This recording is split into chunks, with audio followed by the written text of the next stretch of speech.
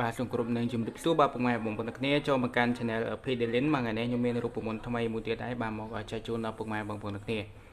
បាទអញ្ចឹងជាពិសេសខាងពូបាទរបស់យើងដែលគាត់មានបញ្ហាខ្សោយឬក៏បាទមិនសូវមានកម្លាំងក្នុងការរួមភេទបាទរួមភេទមិនបានយូរបាទអញ្ចឹងបាទគាត់ចង់បានកម្លាំងខ្លាំងហើយអាចរួមភេទបានយូរបាទអញ្ចឹងខ្ញុំសូមណែនាំគាត់ពិសានៅរូបមន្តមួយនេះបាទអញ្ចឹងសម្រាប់រូបមន្តថ្ងៃនេះគឺមានបាទទី1ខ្ទឹមក្រហមបាទទី2គឺបាទក្រូចឆ្មាហើយទី3ប៉មបាទយើងទិញមួយផ្លែឬក៏ពីរផ្លែមកបាទហើយនឹងទី3គឺទឹកឃ្មុំបាទហើយមួយទៀតគឺបាទទឹកដោះគោឆៅមកកំប៉ុងមកបាទអញ្ចឹងវាមានតែប៉ុន្មានមុខទេបាទពុកម៉ែបងប្អូនគ្នាបាទផ្សំទៅជាបាទរូបមន្តបាទជំនួយកម្លាំងផ្លូវភេទបាទអញ្ចឹងយើងទៅមើលពីរបៀបបាទធ្វើរូបមន្តនេះទាំងអស់គ្នា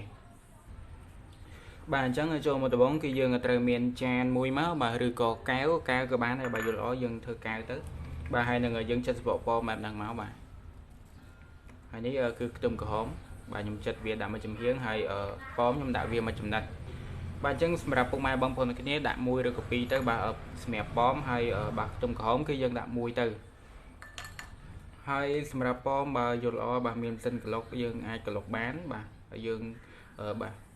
ចិត្តវាជាតូចជាងហ្នឹងទៅហើយយើងដាក់ចូលក្នុងសិនក្លុកទៅអានេះក៏ដូចគ្នាដែរបាទយើងក្លុកចូលគ្នាទៅបាទអញ្ចឹងបាទយើងកោសបាទកោសប៉មទៅ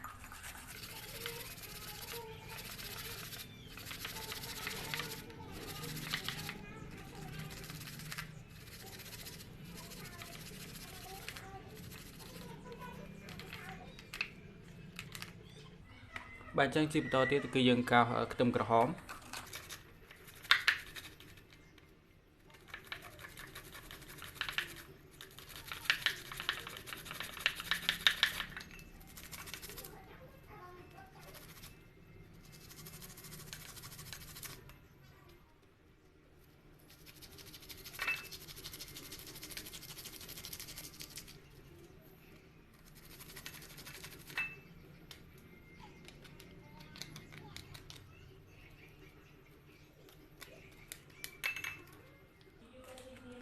បាទអញ្ចឹងបន្ទាប់ពីយើងកូរវារួចហើយបាទ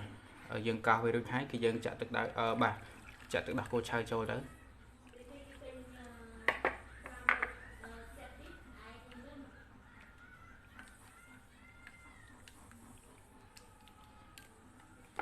បាទយើងចិតក្រូចឆ្មាដាក់មួយចំណិតមកអញ្ចឹងយើងច្របាច់ក្រូចឆ្មាចូល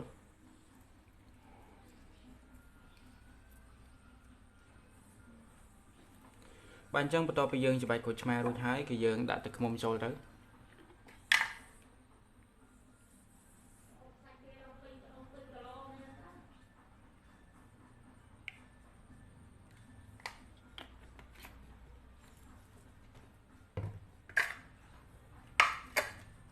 បាទយើងកូរវាទៅ